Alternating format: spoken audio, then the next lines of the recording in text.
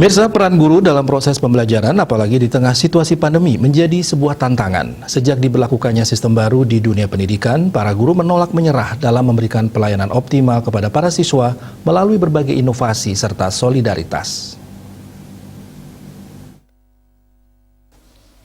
Menjalankan proses pembelajaran di tengah tatanan kehidupan era baru sebagai dampak adanya pandemi menjadi sebuah tantangan bagi para guru.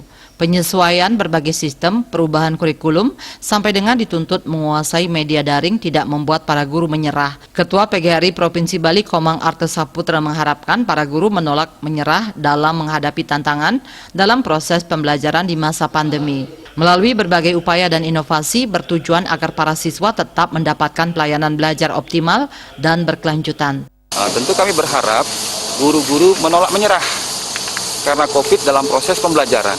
Tetap melayani anak-anak untuk melanjutkan pembelajaran dengan berbagai upaya, inovasi, kreativitas dari guru-guru itu sehingga proses pembelajaran tidak boleh berhenti.